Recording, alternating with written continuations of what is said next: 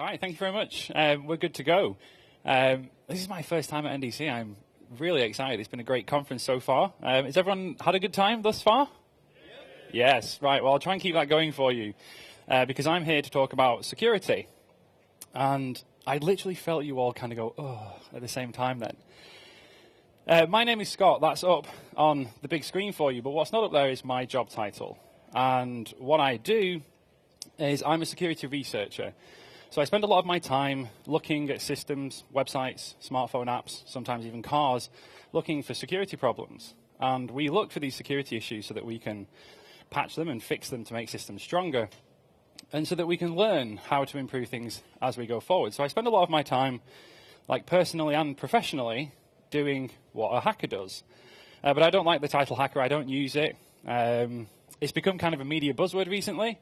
It has a lot of kind of negative connotations. Like if I say I'm a hacker, people like start turning the Wi-Fi off on their phone and covering their wallets up. But the number one reason is, according to Google image search, I don't look anything like a hacker anyway. I do have a black hoodie. I don't own an anonymous mask. I've never worn a ski mask to work. And no matter how hard I try, I can't make cool matrix text come down my face when I'm typing. But I've been quite lucky to do a few pieces of research that have gotten some international headlines.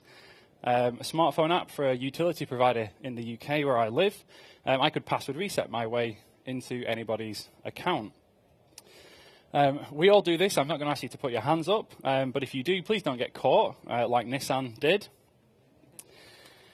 Troy, I'm not sure if he's here, but he's speaking later, invited me to take part in some car hacking research last year. That was a really good one. Nissan actually had to disable the smartphone app for their car. An ISP in the UK, I found a problem with their router where I could essentially just take all of your internet traffic and monitor everything that you were doing online. This was a particularly bad one. And just over a month ago, this company here, we broke the world's most secure communications protocol. This is available on YouTube, so you no longer need a VPN to watch it from Norway. But if you want to know how not to do anything, then you should definitely watch this episode.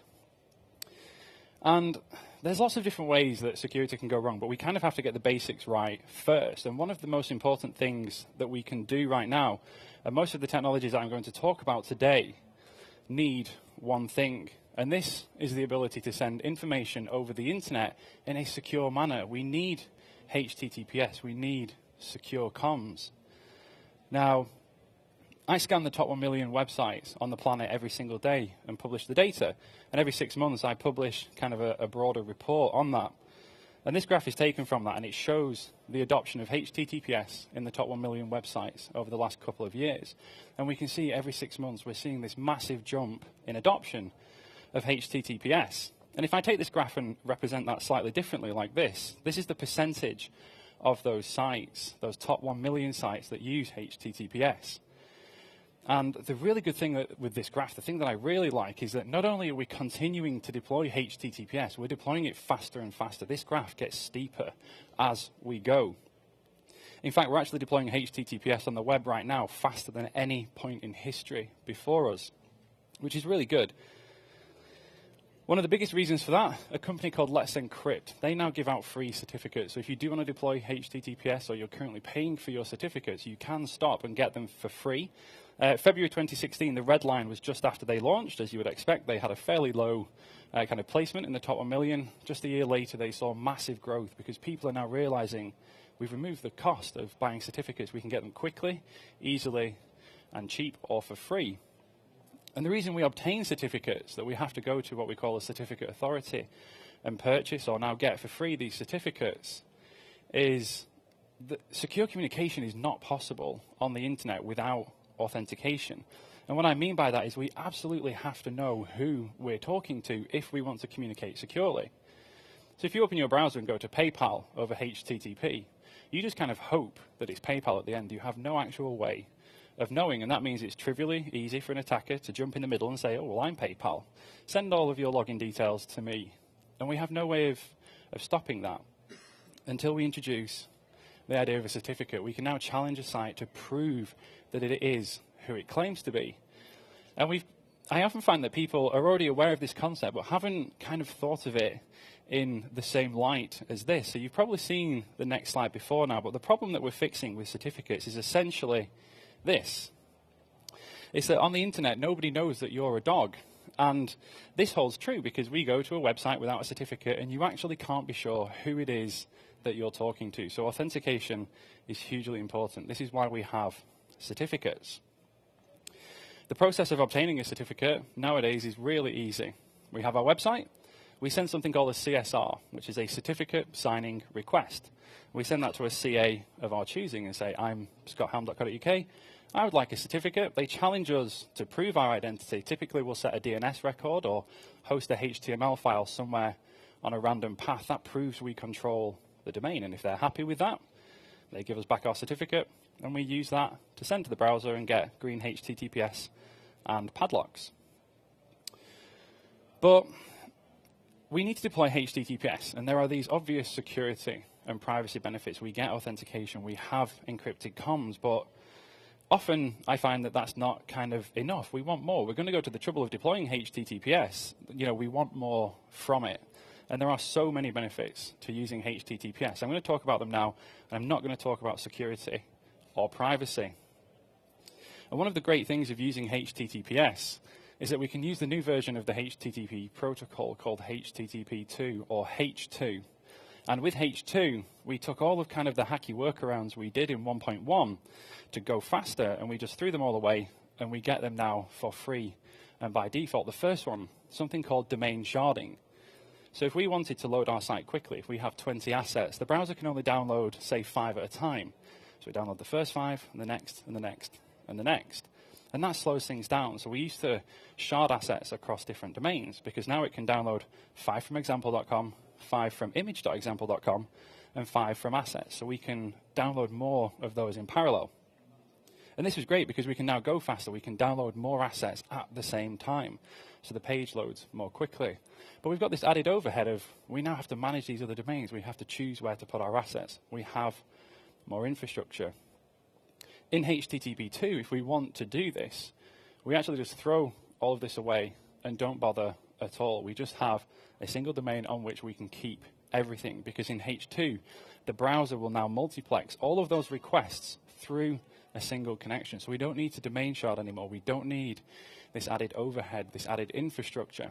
And we also remove the overheads of all the other connections as well. So we get this for free by default in HTTP2. But there's a lot more that H2 can offer us as well. We have many assets on our pages, maybe several pieces of JavaScript or style sheets. And I saw a framework the other week that does this automatically as well. We concatenate them all into a single large file. So rather than pulling down 6 pieces of JavaScript, we'll merge them into one big file and pull that down instead. We do the same thing with images as well, with image sprites. But in H2, we don't need to do any of this anymore. We can take all of that complexity away and just go back to having single individual images, JavaScript files, whatever assets that it might be. And this is really helpful because multiplexing will now mean that all the requests go through the same connection, so we've got no overheads. We don't need to build sprites, concatenate files. And if you actually only wanted 3 images out of this sprite, you loaded the whole sprite and didn't actually need the other half of it. So you can potentially be loading less assets as well. And again, we get this for free and by default in HTTP2.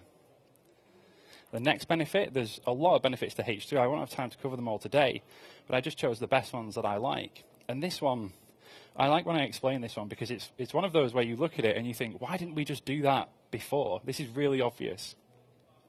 So the browser sends a request for the index page, loads the index, we send the index page back. Starts rendering the page and the browser sees a style sheet. So it requests it, might see some other assets, piece of JavaScript. And as the browser comes across these, it requests them from the site and says, okay, I need this image, this style sheet, so on and so forth. This is how it works now in 1.1. In H2, the browser sends a request for the index page, and we send the index page back as normal. But we know what's in that index page. It's our index page. We know the browser is going to need that piece of JavaScript, that particular style sheet, and whatever it is that's in there as well. So we don't wait for the browser to ask. We use something called server push, and we just push all of the assets from the page to the browser without it having to ask. Now, if there's 30 assets on this page, we've just saved 30 requests against our site. We've saved a load of network round trips. And again, we're going to load incredibly fast by comparison. Another benefit of H2, if this is our document that we're sending, could be HTML, script style, doesn't matter. We send the actual payload, and at the top there's something called the HTTP headers. This is information that the browser and the server exchange, information about caching, what type of content it is, how big it is. But we have these HTTP headers, and right now we actually can't compress them in 1.1. They're sent in their full size. There is no header compression. We can do gzip on the body, but nothing for the headers. H2 changes that now. We get header compression by default in HTTP2, so we can shrink all of our pages and all of our assets as well. Smaller pages, less data over the network, faster load times. And if we're using HTTPS, we can also enable a new type of compression called Brotli. Now, Brotli compression is going to replace gzip. So we have our original page here, and H2 gave us header compression. So this is now the new default. We'll stick with this. We can then enable Brotli compression in place of gzip. And what Brotli will do is, depending on the type of content, but you can see up to 30% smaller pages using Brotli compression instead of gzip. So we start on HTTP, no security, version 1.1 of the protocol. If you move to HTTPS on your site, you can now use H2, the new version of the protocol. That gives us the header compression. And then last step, you can enable Brotli compression instead of gzip and get your pages even smaller. But you need HTTPS to do all of this. And one of the other issues we had with HTTPS was if you do it correctly, you get a nice green padlock in the browser. It looks great. If you do it wrong, you can get yellow or red warnings, and that puts some sites off because they're like, oh, well, if we do this, we could end up looking worse than we do now on HTTP, where we don't get any warnings. This is slowly changing. Chrome earlier this year has now started introducing this not secure indicator in the address bar if the page has a password or credit card field in it. And this makes total sense. You're about to punch your credit card details into a page on HTTP, and previously there was nothing telling you this is a really bad idea and you shouldn't do it. We're now changing that.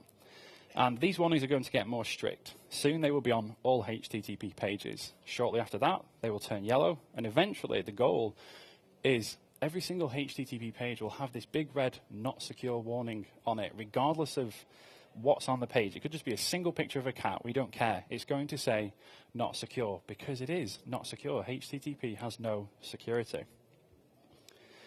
And this kind of theme continues. If you want to use any of the powerful browser APIs, all of the ones on the screen are either already restricted to HTTPS or will soon be restricted to HTTPS. So some of them make sense. If we look at geolocation, you want to send the user's GPS coordinates out over the network. Of course we want that to happen over an encrypted connection. But device motion, orientation, it doesn't matter anymore. If you want to use the cool and powerful features of the browser, we now have to start moving to HTTPS. And if you do need some kind of leverage inside your organization to move to HTTPS, the one that I find helps a lot of the time is that Google now considers HTTPS as a ranking signal for your SEO. So if you have a marketing team and you want to get them on your side, this is the one that usually does it. But we have these certificates. Hopefully we now agree HTTPS is a good idea. We're going to deploy it. And we can go to any CA on the planet to get a certificate. There's 300 or 400 of them around the world. And we simply approach one of them and say, hey, we'd like a cert. Here's some money.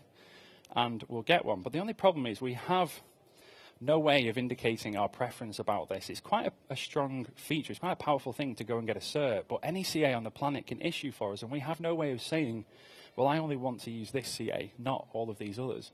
We need a way to authorize specific certificate authorities to issue for us.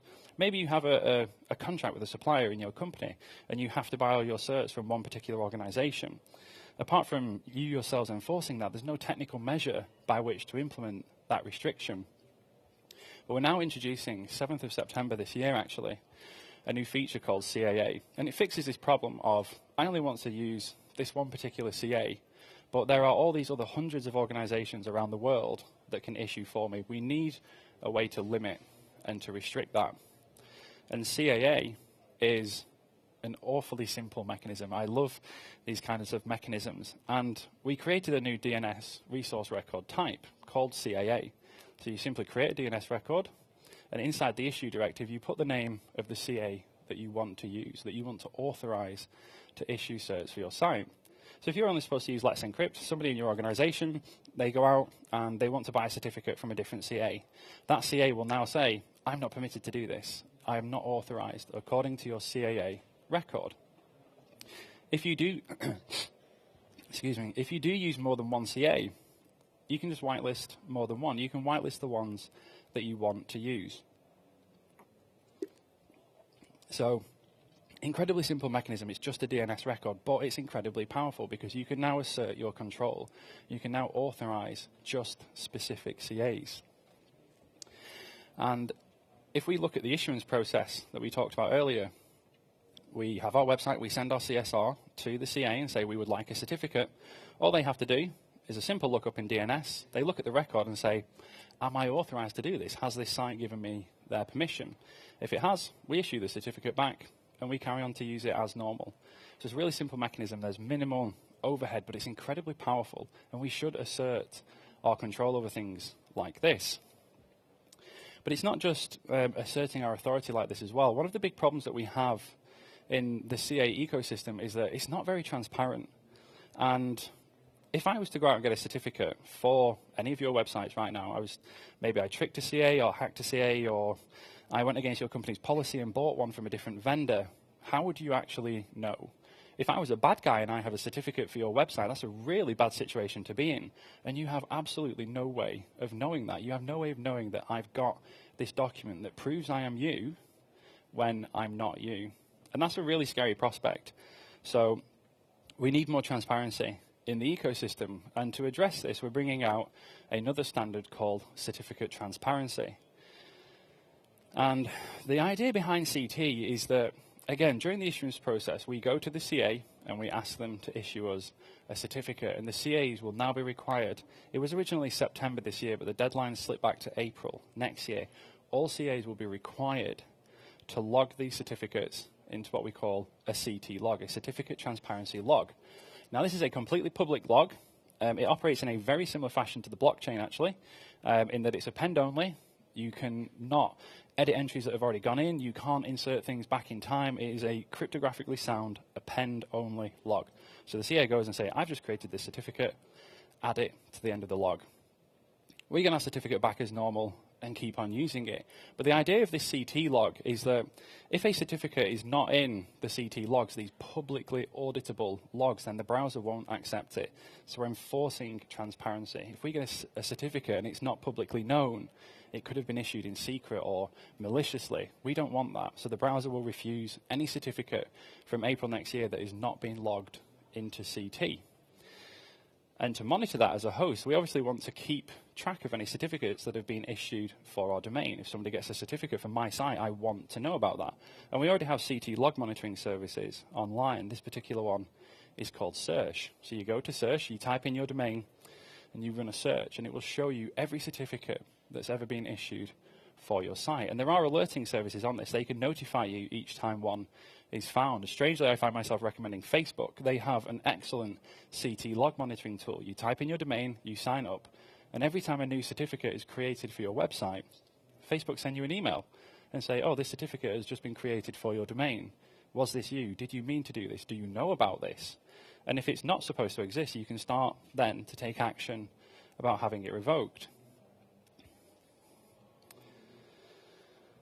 One of the other things that I find really kind of surprising as well is cross-site request forgery is still a thing. In 2017, it's been a problem on the web for an incredibly long time, pretty much since the dawn of the internet. And a cross-site request forgery goes something like this typically. So we go to a page, we may have been sent a link, we may click on it or navigate to it. It could even be embedded in an iframe in some other page that we visit. It doesn't really matter, but we go to a page in our browser and a HTML file from evil.com is loaded into our browser.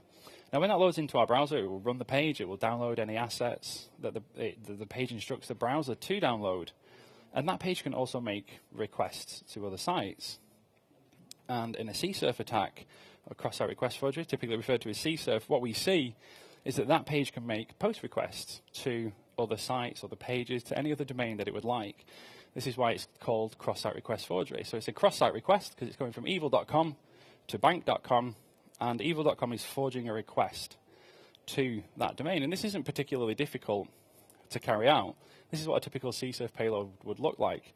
And in fact, one of the slides in my introduction, the world's most secure communications protocol, the major issue they had was a CSRF attack almost exactly like this. So we have a form on the malicious page. The action set to bank.com/transfer. This is where we want to send it to, and it's a post request.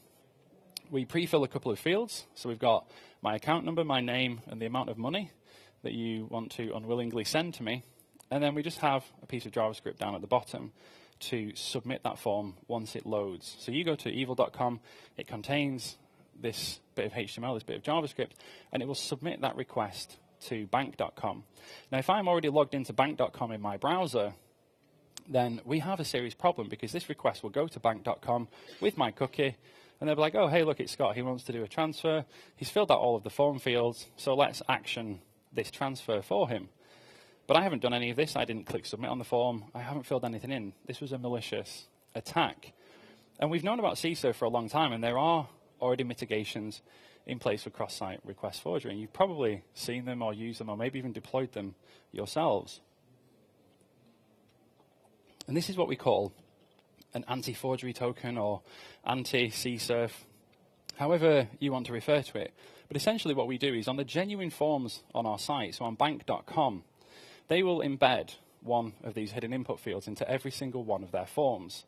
And in that input field, they put a random value in there. Now, when the browser submits that form back, the bank expects the same random value to come back in the form. So they can verify that this was definitely the form that I sent because it has this random string in it when the post comes back.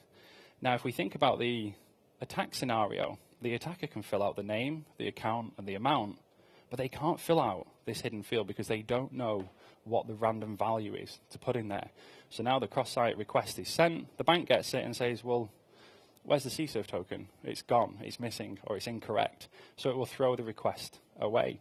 This today, right now, is how we mitigate cross-site request forgery online.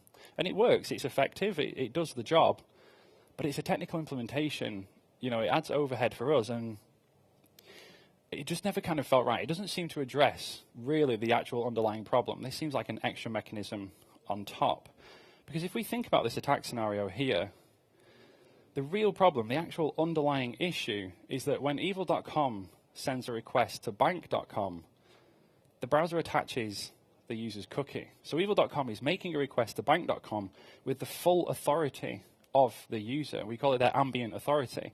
The evil.com site is abusing that ambient authority to send a request to bank.com as if it came from the user. And this is kind of the real issue. And the anti-CSRF tokens do fix this because the attacker can't possibly know the anti-CSRF token to put in there. But really, the underlying issue, the core issue is, why can evil.com send a request to bank.com with my cookie? You know, this is my cookie for my bank, and the browser is allowing an evil website to use it and send requests. So we have another standard called SameSite cookies. And SameSite cookies allows us to completely neutralize cross-site request forgery attacks, and actually several other categories of attacks as well. But we're going to focus on CSRF. And what we do with this is we take our cookie. So this is what our cookie may look like right now, whatever values you have in there. And you take your cookie as it looks now, and you add the SameSite attribute onto the end of this cookie. So just like you might add the secure or the HTTP only flag onto a cookie, you add this SameSite word onto the end. And this instructs the browser that this cookie is only for use on requests that originate from the same site. So if we go back to our CSRF attack now, bank.com has set the SameSite attribute on their cookies. So you somehow visit evil.com, and evil.com sends that post request to bank.com. Now, historically, without the SameSite attribute, the browser would have attached your cookie to that post request, the very essence of a CSRF attack. But because bank.com is now using the SameSite attribute on this cookie, the browser knows that it is not to attach this cookie unless the request has come from the same site. So what it does is it doesn't attach the cookie. This request is sent without the user's cookie, the cookie that has the SameSite flag. So when this request now arrives at bank.com, it's not authenticated. It has no ambient authority. There's no session. So the request fails. The attacker can no longer carry out a CSRF attack with us just having put that SameSite attribute onto the end of the cookie. And this kind of fixes the underlying issue. You know, we had CSRF tokens, and as I say, they do work, and unfortunately we'll need to keep them around for a very long time for backwards compatibility in legacy browsers. But SameSite fixes the core underlying problem. The real issue was this: why can this third-party site make requests to my domain with the user's cookie? SameSite fixes that. Now, there are two different settings for it. You can have a look on these afterwards, but they're called lax and strict. And essentially, most sites will be able to deploy this in lax mode without any additional work, and hopefully the goal will be to get to strict mode. But that can be quite difficult, but lax mode is the most important one because lax mode covers post requests. If you enable strict mode, it also covers get requests, and depending on your site, your architecture, and the kind of things that you do, that may be problematic for you. But the goal with the spec and the standard was that most sites should be able to use lax mode without too much work. So SameSite cookies are awesome. We can add this extra protection onto our cookies, but we have something else that we can do with our cookies as well. And this is called cookie prefixes. And I've worked on a lot of sites where, let's say they were supposed to have the secure flag set on their cookie or the HTTP only attribute set on the cookie. And most parts of the website do that, they abide by that, but somehow accidentally, the attribute was removed and the cookie was sent back out without the secure flag set. I come across this quite a lot when things are just accidentally removed. And we can prevent things like this happening now with cookie prefixes. And what we do is we simply prefix the name of our cookie, in this case with secure and then 2 underscores. And what this prefix says to the browser is that this cookie should have been set with the path set to / with the secure attribute present, and well, yeah, just for the secure one, just those 2, sorry. And if you send that cookie without the secure flag set like I have here, the browser won't accept it. So you'll get immediate feedback that something is wrong. If somebody accidentally strips this attribute, it won't be accepted. And there's a second prefix that you can use as well, which is the host prefix. So this is just host, _. And again, this implies even stricter restrictions on to the cookie. So we're asking the browser, we're using the browser as a second line of defense to say, look, I should have done these certain things with my cookie. This cookie should have the HTTP only flag set, the secure flag set, but things don't always go to plan. Sometimes things do go wrong. With these prefixes set like this, the browser will warn us because it won't accept the cookies, and we will get immediate feedback and know that there is a problem. So the most kind of perfect cookie that we can bake would probably look something like this. We're using the host prefix. This is the most strict of the 2 prefixes.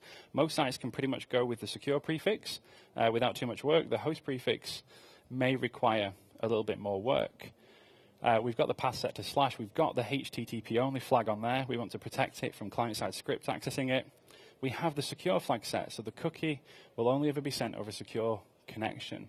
The browser will protect that and will prevent it going over an insecure page load. And then lastly, the SameSite attribute. Now, all of these protections depend on HTTPS. If we send the cookie over an insecure connection, if we send our page over an insecure connection, it doesn't matter how many security mechanisms we have in place, it doesn't matter how much we try and protect that. Ultimately, there's very little we can do if we're using an insecure transport layer. We have to have HTTPS deployed.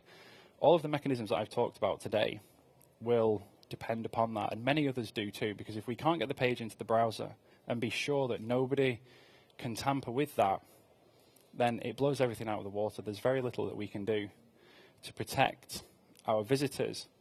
So HTTPS is essential. It's 2017 now, and I think within the next year or 2 we're going to be looking at a HTTPS by default internet. Right now the browser still wants to use HTTP. It still defaults to HTTP, but I think the change is coming. Chromium and Firefox confirmed just a few weeks ago that over 55% of the page loads in their browsers now take place over HTTPS instead of HTTP. So we're past the halfway tipping point of page loads going over the secure protocol. We looked at H2. H2 has so many more benefits than I had chance to talk about today. There are loads of things. We want header compression. We want server push. We can get rid of all the hacky things that we did, like domain sharding, like sprites, concatenating files together. It simplifies our processes, and it's actually faster as well. And Brotli compression, up to a 36% for certain documents. You can shrink them down by. Smaller documents, less bytes on the wire, faster page load times. SEO, I will keep talking about this one because this one genuinely does help me pretty much all the time in any organization I go to. You will get an SEO boost just for turning on HTTPS on your websites. You will appear higher than an equivalent site without HTTPS. That's a massive win, and we should definitely be looking at doing that. CAA, Certificate Authority Authorization. If we're going to deploy HTTPS, we should assert our authority. We should say we are only going to use this CA or these select few CAs. We don't want to leave the current situation, which is that every CA on the planet can issue for us. You should take control of that, and you should assert that authority that you can now do. And CT as well, Certificate Transparency. As I said, this was originally coming September this year, and the deadline has now slipped to April next year. And you need to make sure that if you do use certificates, you do get a certificate, you're already on HTTPS, you need to make sure that your CA is going to log them into CT for you. Otherwise, in April, you'll turn the browser on one day and your website won't load. So most CAs will do this. I imagine it won't be a problem. They're incentivized to do so because you'll be really angry with them if your website stops working. But we need to know that these things are coming. We need to just ensure that we are prepared and ready for the change when it arrives. The level of transparency this brings to the ecosystem will be fantastic. Personally, I'm really looking forward to CT. Again, it's one of those things that we should have done since the beginning. And then the cookies as well. SameSite cookies, the attribute that we add, and cookie prefixes as well. These are incredibly simple mechanisms, and there's many more similar mechanisms like this as well. They require very little effort to actually deploy and implement, and in return they give us huge security benefits. The SameSite flag completely fixes CSRF and a bunch of other attacks as well called time, breach, heist. We've seen a lot of them, but we simply add the word SameSite onto the end of our cookie, and we completely fix a whole category of attacks. And I love these easy wins. You know, a lot of the times I talk about security and people think, you know, it's going to be a lot of work or time or cost, but go for the easy wins. Features like this, simple mechanisms that we can deploy, and they give us huge amounts of security in return for our time. So I'm hoping that you can take forwards everything that I've talked about today. As I say, there are other related mechanisms out there. Please have a look at my site, which is on there. I do talk a lot about the various things that we can do, but I like the easy wins. I like simple mechanisms that give us a huge return on our investment. So please take everything from this talk forwards, go out and secure all of the things. Thank you very much.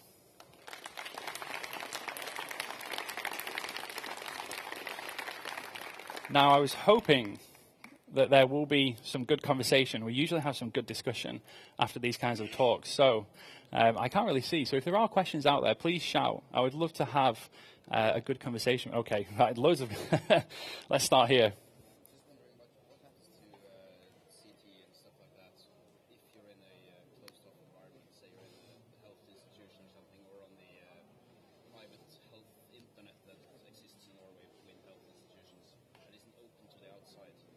So do they use a public CA or a private CA?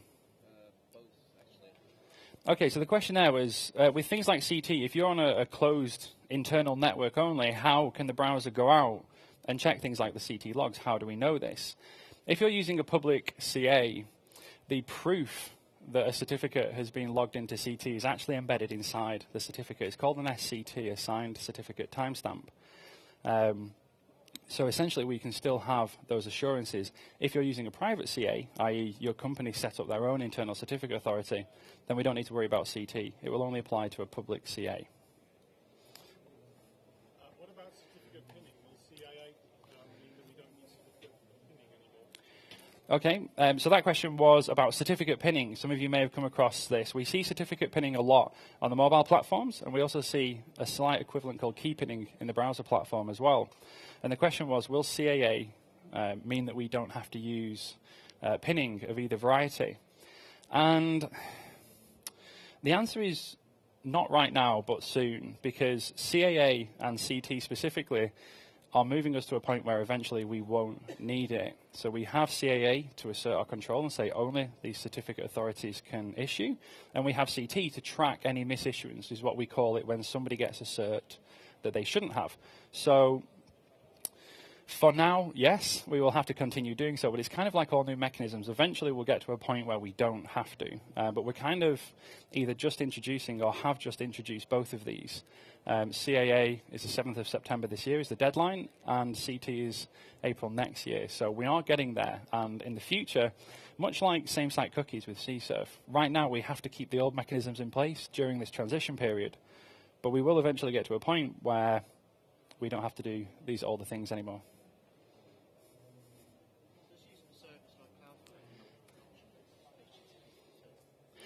Adoption of what, sorry? Okay, yeah. So the question there was, if you're using Cloudflare, who are a big CDN company, so I guess any CDN, does that help with things like the adoption of HTTP2? And the answer there is absolutely. Many of the services I run that have high traffic online, I see them and I track the statistics, and they have an enormous impact on the adoption of many security mechanisms, because the CDN, especially if they're reverse proxying your site, they can enable all of these security good things on your behalf. So we see Cloudflare, they have H2 on the front. They also have things like IPv6, a couple of other mechanisms like HSTS. They're just click buttons in the UI. So you log into your CDN control panel and you say, I want HTTP2, I want this, I want that. And they abstract all of the technical complexities of that away and do it on your behalf. So yeah, they've had a massive impact on the uptake.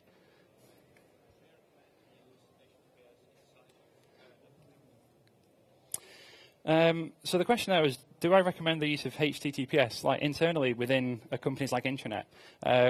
Yes, absolutely. I've done a lot of contracting in the government and the finance sector, and they all have this kind of view that, okay, well, we're inside our network now, so everything in here is obviously good because no bad people could ever possibly get in. You know, they put a lot of faith in their perimeter, so they think once you're in the building, you know, all of the internal networks are solid. And I would say absolutely not.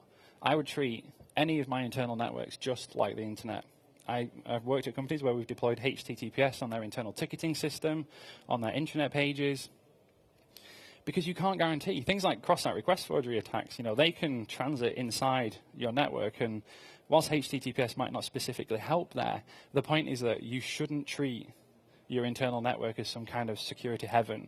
If you treat your internal network as if it was public and take that same security approach, then you'll get an awful lot of benefit from that. Yes? How do you feel a lot of domain names being leaked because of certificate transparency? Okay, so this is a good question. The question was regarding certificate transparency. If we have to log all certificates into CT, if you go out and buy a new domain and you get a certificate for it, the domain name will leak into the certificate transparency log. So if Microsoft bought HoloLens.com a few years ago and got a cert for it, we would all be able to see in CT that Microsoft just got a cert for HoloLens.com. There's two ways that we can work around that. The first of all is there is a redaction mechanism in CT. So if you do have some concerns, you can redact a couple of the key fields from the CT logs. But what I would suggest is if you're buying a domain and you need it, like HoloLens.com example, you need that to be secret, don't get a certificate for it until you're willing for it to become public. You can get a self-signed certificate for testing purposes, but realistically speaking, we don't need the cert in CT. Don't get the cert until such a time that you're ready for that to become public. But there is the redaction mechanism as well, if you are kind of really concerned about that. Is there another? Yes, sorry.